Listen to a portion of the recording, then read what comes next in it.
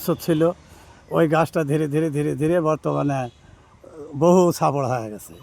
ওই জায়গায় আর বর্তমানে কোনো কিছু হয় না, খালি মাঠ আছে, খেলাধুলা হয়, বল খেলা এই পর্যন্তই হয়।